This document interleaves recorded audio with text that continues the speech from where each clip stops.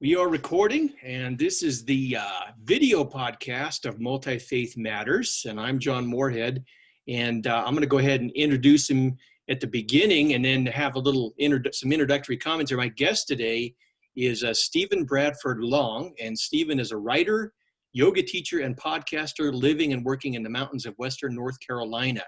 He is a former Christian missionary. He received his Bachelor's of Music from Montreat College and is an RYT 200 certified yoga teacher through the Yoga Alliance. He is also a proud heretic, a Satanist, and cat enthusiast. And Stephen, welcome to the program. Thank you so much. It's a pleasure. Good to have you here. Let me give a little bio.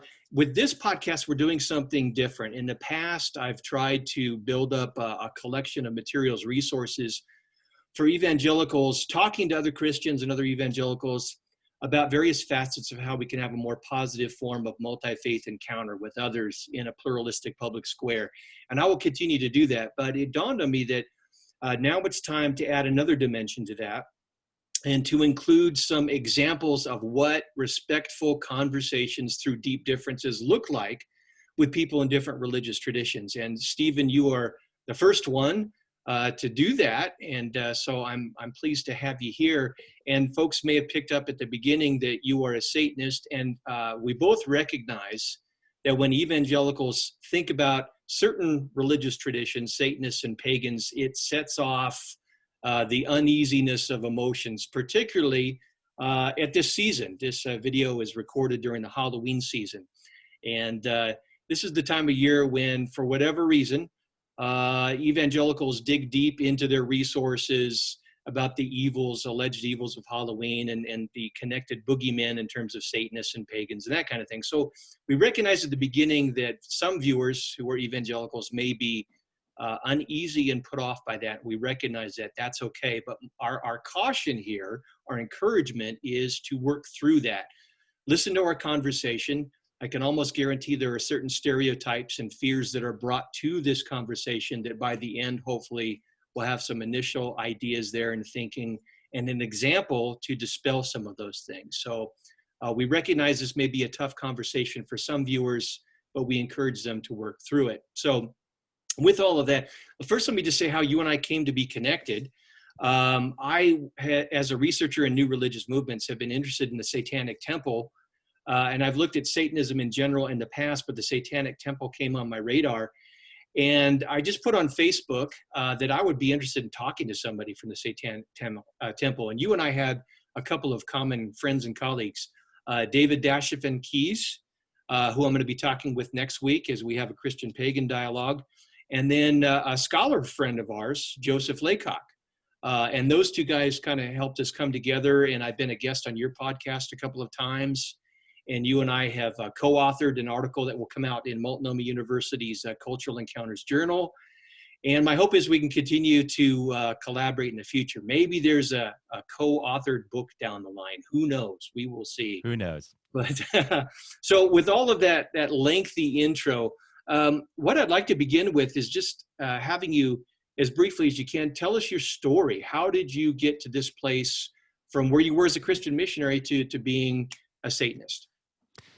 Well, it's a long story, but I'll do my best to give a Cliff Notes version of it. So looking back, I realized that for about a decade, I was going through a pretty severe crisis of faith. And my crisis of faith was terminal. My doubt was terminal. And for years, I tried to come to terms with it, to reconcile it. I was also gay in the church.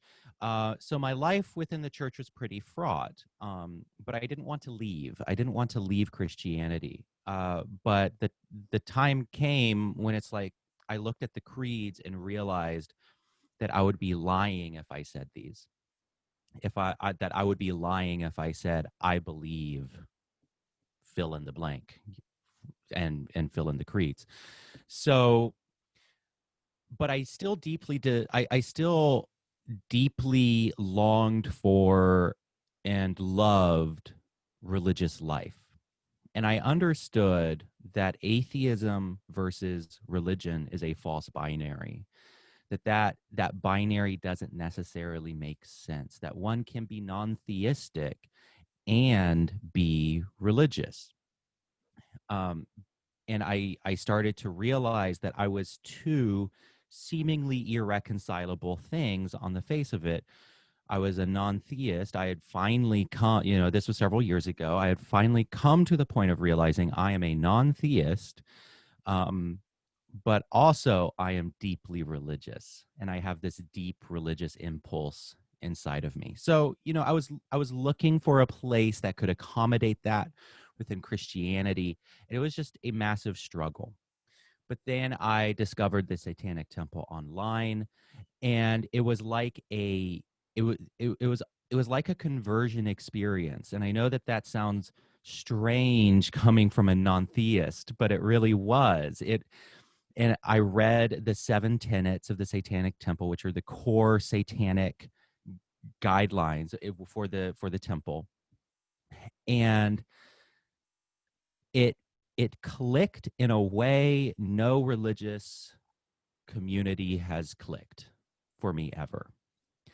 And that is the short version. So I joined TST in 2017, and I've been writing and podcasting, and I've been involved in the community ever since. It was so for me, it's a combination of two seemingly opposing things that led me to the Satanic Temple. It was the deep need for, or it was this deep irrational religious impulse inside of me that, quite frankly, I am not happy if that thing is not fulfilled inside of me. There are a lot of people who can just live as a non-religious atheist. I am not one of those people. But on the other hand, I'm also a non-theist, and I value skepticism and I value atheism. Satanism, and specifically the Satanic Temple, was the first place I discovered that without any battle, I could reconcile those two things. But also just the narrative of Satan spoke really deeply to me. It wasn't just about non-theism. It was also first and foremost resonating with the symbol of Satan as the great outsider, as the fighter for the outsiders, and really getting that image and falling in love with it. I appreciate you sharing your story. I think a lot of times evangelicals rush to talking about doctrines and worldview and differences and arguments and that kind of a thing. And all that has a place, but I'm convinced that none of the beliefs that we hold dear come in a vacuum. They come as a part of our journeys. Exactly. It's, G.K. Chesterton wrote that he said, make your religion less of a theory and more of a love affair. And my Satanism is all love affair. Yeah. And people need to know what your journey is, and the journey of people like you and so on. And one part of the journey that you've had that I want to draw to the attention of evangelicals is the former evangelical aspect of it. When I was a guest on your podcast, you asked me, after I got through asking you a series of questions, one of the questions you asked me was, what do you think about former evangelicals? And I'm not sure what you were looking for, maybe kind of a defensive thing perhaps, because a lot of times evangelicals blame the former evangelical. Well, they didn't really have a deep enough faith, or they became an apostate, or what have you. We're looking for an explanatory mechanism to explain it, the deviation away. And I don't think that does justice to the struggles. We've seen a rise in a demographic group called the nuns, who are either atheist, agnostic, or pursuing an individualized expression of spirituality, kind of a smorgasbord type of thing that they're putting together to meet their own needs. And we tend to misunderstand and demonize that. So I want people to recognize your journey and what you have experienced and how that plays a part in where you are today. Let me ask you just a real quick question that I didn't send to you previously. You mentioned the connection between your atheism and being interested in being a religious person. And Yes. you see some of that, but you don't see a whole lot of it in atheism. So do you get pushback even from some atheists in some quarters because of that? Oh yeah. Yeah. Oh yeah, definitely. So we get pushback, and by we, I mean the satanic community. And I have to clarify for this, through this interview, I am not speaking on behalf of the Satanic Temple. I can only speak for myself. I'm not a spokesperson. I'm not in leadership in TST. So I'm just speaking about my own observations, and I speak for myself as a member. But a lot of people in the atheist community really struggle with the Satanic Temple. I think because they have this blanket denial of religion, and there's this aversion to religion. And so it's actually really funny where a lot of atheists will join TST thinking that it is a troll, and it's like they get on board, they are ready to troll Christians, they are ready to to just give the finger to Christianity.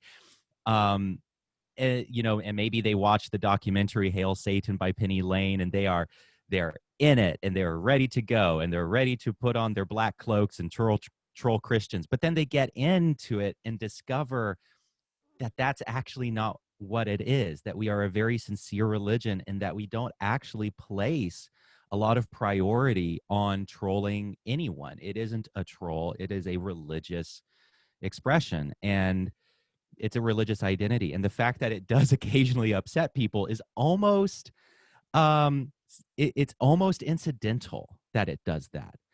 And a lot of atheists get really furious when they discover that, and they get really, really upset when they find that, no, we aren't a troll, and we aren't doing this just to troll, religious theocrats. We're doing this because we are ourselves religious.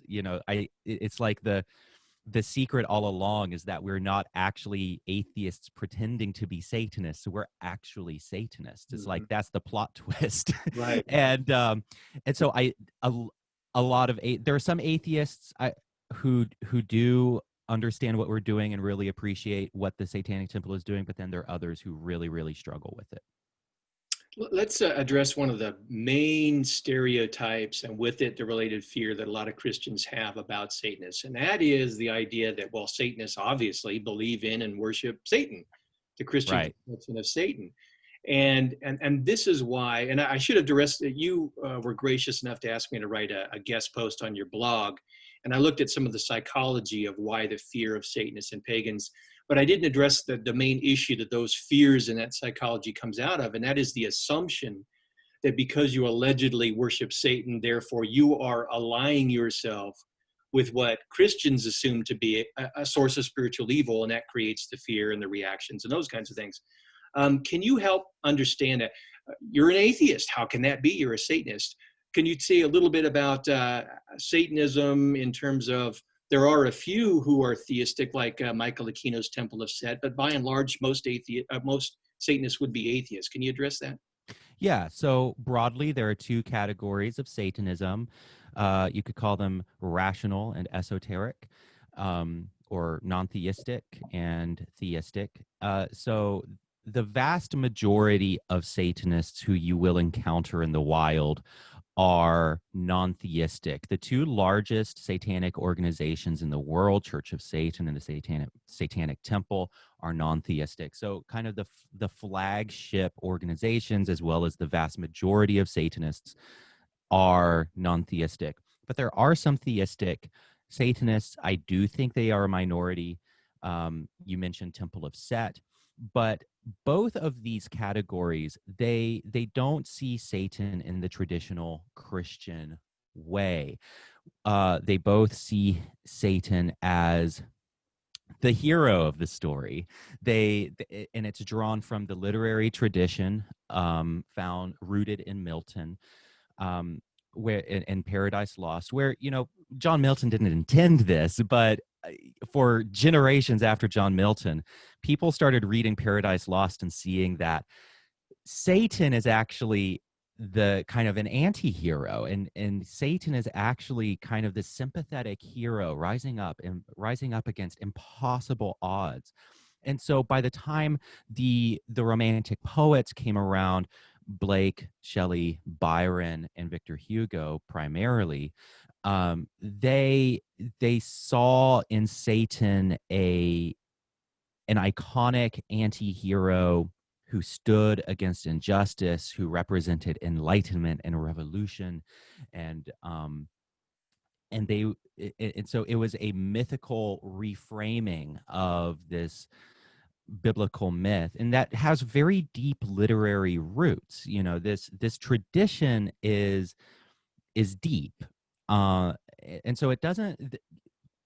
Modern Satanism does not make, just like any other religious tradition, modern Satanism does not make sense unless you contextualize it in that tradition. It doesn't make any sense unless you contextualize it in the broader literary tradition that it emerged from, which is the Romantic poet, primarily the Romantic poets, reframing Satan in this mythic, poetic sense of being the great anti-hero who stands against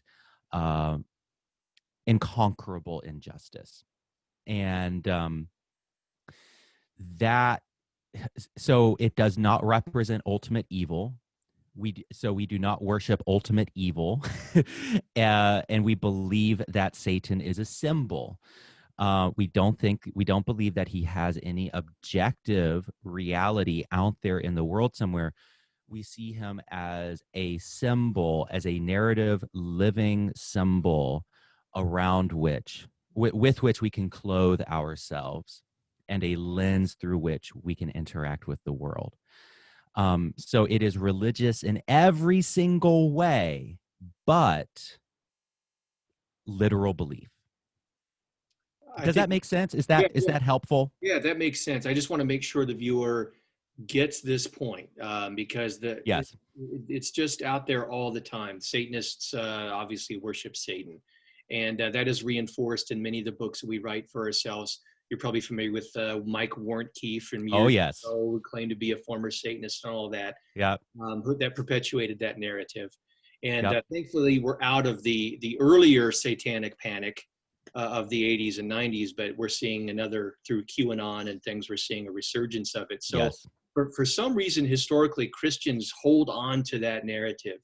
And so we need to talk to people like you. We need to not look to our own materials that reinforce our own stereotypes, but actually try and address the issue. So just to make sure we're hitting it home, most Satanists don't believe in the existence of the Christian devil, let alone worship him. They tend to be atheistic. Correct. And even if they do, and even if they are theistic, the minority of Satanists, even if they do, even then, it is not the same Satan. It is not the Satan of ultimate evil. It is a different configuration of that symbol. Okay, that's helpful. Hopefully folks heard that. Hopefully. Yeah. Let's talk a little bit more about the Temple of Satan. I think when folks... Satanic Temple. I'm sorry, Satanic Temple. It's okay, no worries.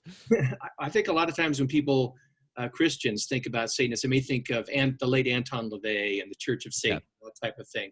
What is it that drew you specifically to the Satanic Temple?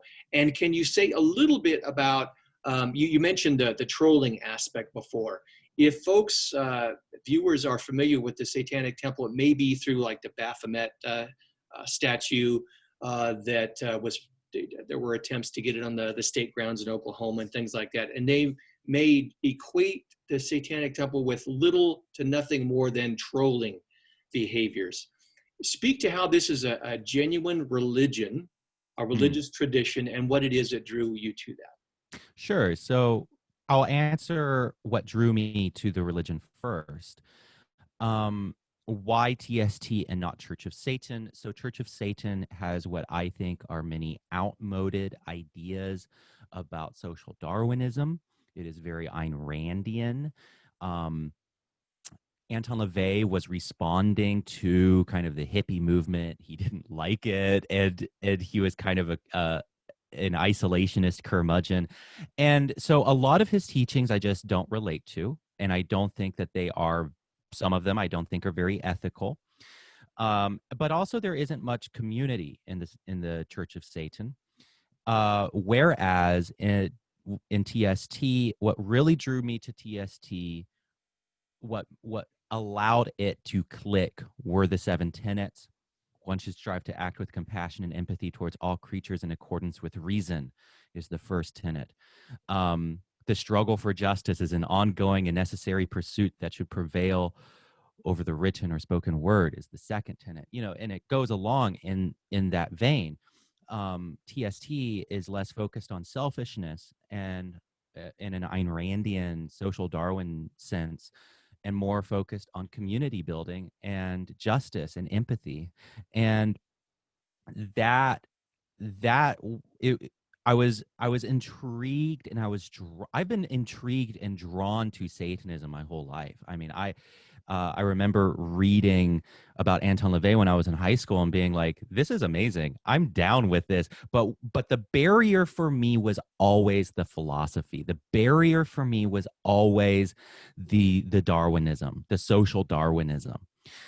But TST got rid of that and instated the 7 tenets instead.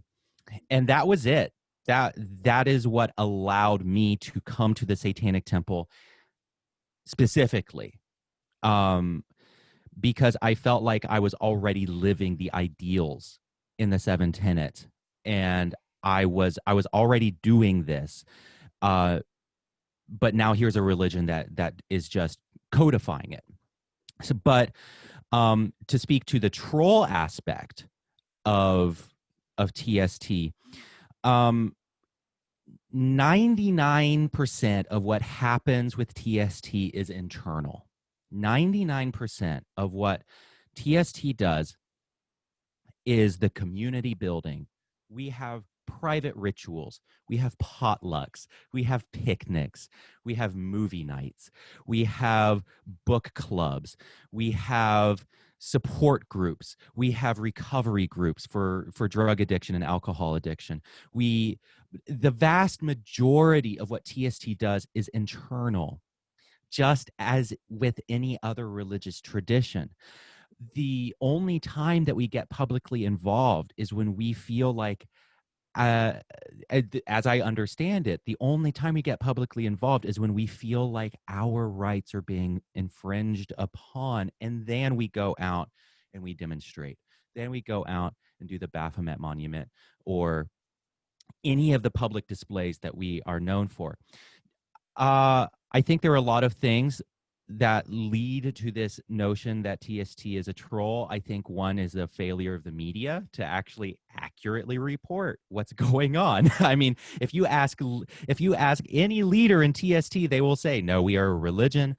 We are doing this because, they will make it very, very clear as to what we are. But I think a lot of the media just either because of their own biases or deliberately, they just don't report it for whatever reason. I also think that there's something about the theatrics of what we do, and there's something so weird about Satanism that people's first impulse is, no, this can't be real. Right. Because it's so far outside the mainstream. And I think what really sets TST apart is that most of the weird, spooky religions that make people uncomfortable, paganism, witches, Satanists, anything occult, anything esoteric, all of that stuff, it tends to be much more private. Culturally, it tends to be much more private and much more hidden. Well, TST is breaking that cultural narrative by being on the streets. TST is breaking that cultural narrative. And I think the response to breaking that taboo, of being a minority, weird, spooky religion that makes people uncomfortable. We're not hiding in the shadows. We're not just keeping it in our homes. We when we feel threatened, we actually go out into the street. I think the response to breaking that taboo, that unspoken, assumed, agreed upon taboo that the weird, spooky religions are just going to do their quiet thing and not going to bother us. I think the response to the breaking of that taboo is to just deny that it exists, is to just say, this is a troll, this can't be real. And there are times when I wonder if that's if there's a deeper cultural thing at play here. And I could go on, but I think I'll leave it at that. Yeah, that's helpful. You mentioned that TST goes out when it feels that its rights are threatened, and I want to pick up on that for Christians who may scoff at that. One of the dynamics we're seeing in culture right now, with a shift from what I would call a Christendom culture, where the church is the defining center viewed with credibility. Now, even though there's still large numbers of Americans who claim affiliation with Christianity, the numbers are declining. The credibility is gone, particularly for evangelicalism. And so we could call this a post-Christendom culture. And in that context, minority religions are wanting their place in the public square. And so you have groups like TST who are challenging what I would call Christian privilege. Unfortunately, many evangelicals see that as we're going to lose our rights. We're not going to be able to worship, these kinds of things. I don't see any of that on the horizon. I see us working towards a more equal and pluralistic public square. And I think evangelicals are having a tough time coming to grips with the new reality that we're facing. Any thoughts on that? I agree. I think that's correct. And my hope is that other religious traditions will actually take cues from TST, because TST cannot fight this religious battle alone, the fight for religious freedom. And so my hope is that actually Christian groups, certain Christian denominations, will see what TST is doing and leveraging their religious convictions in order to gain in order to gain more religious equality. My hope is that other religious groups, including maybe more various progressive Christian groups, will also get into that fight, so that one kind of Christianity is not the monoculture. It is not the one representation of what religion is in America. And so I really think that, I think you're right. I think I haven't been an evangelical for many years now, but my sense is that evangelicals are really struggling with this. And on the other side, I think it shouldn't just fall to the Satanists and the witches and the weird spooky people like us. We aren't going to win this. It's going to take other Christians, I think, first and foremost. It is going to take the vast variety of Christianity to exert itself and say, we aren't a monoculture. There are many different ways of being Christian, and we all want to be represented.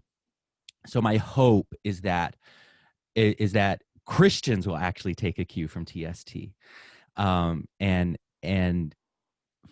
push back against this tendency to be a monoculture. Does that make sense? Yeah. Am I making any kind of sense? I don't know if that answered your question. Yeah, I appreciate your response on that.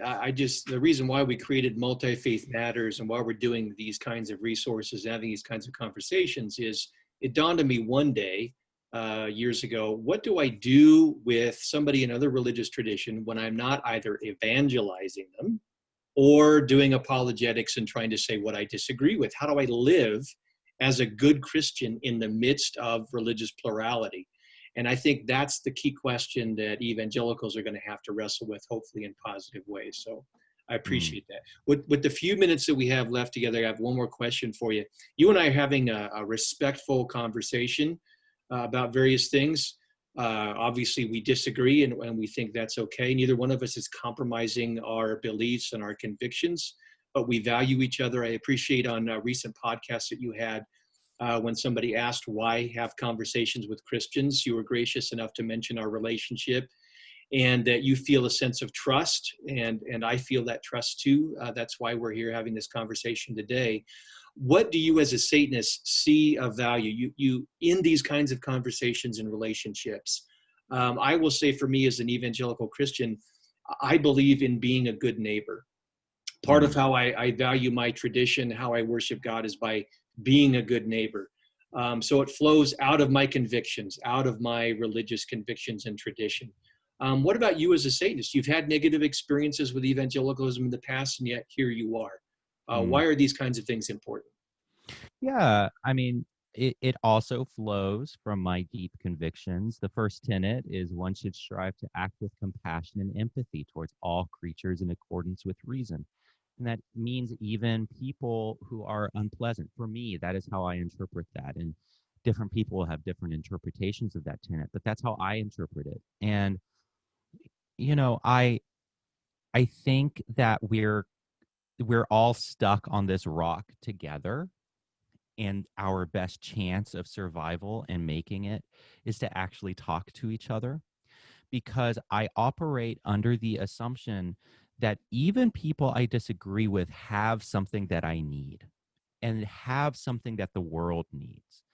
And so even if I strongly disagree with someone, I operate under the assumption that I could be wrong about something, and that this other person might have a bit of wisdom that I could benefit from, or that the world could benefit from, and vice versa. You know, I assume that other people need me. I assume that I think that individuals are not very good at coming to truth. I think that individuals are not great at comprehending reality. I think that it is only possible to get an accurate picture of the world and to find solutions to our biggest problems when people come together and when people have really, really hard conversations. And some of those conversations are impossible.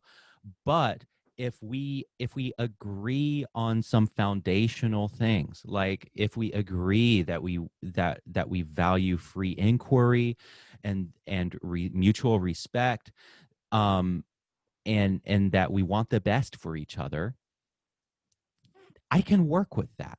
And I think other people should work with that. You know, I know it's,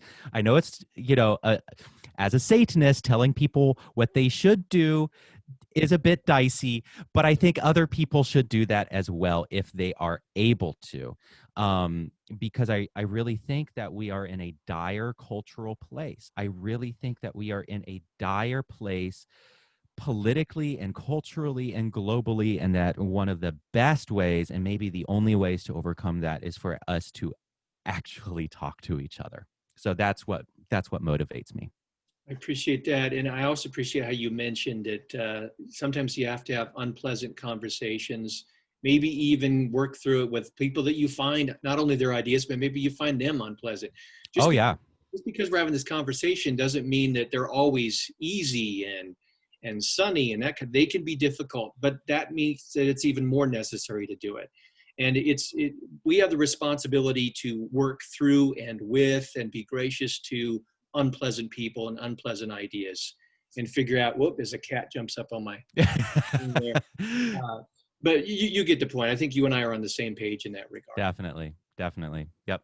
Well, Stephen, we are at the end of our time, unfortunately, and I appreciate you making the time to come here. In the notes that go with this podcast, I'll include a link to your website and your Patreon page, as well as some additional resources like Joe Laycock's fine book on the Satanic Temple. And I just want to thank you so much for carving out the time in a very busy schedule to have this conversation. Of course, it's my pleasure. It's been great. Look forward to doing future projects together. Yeah, definitely.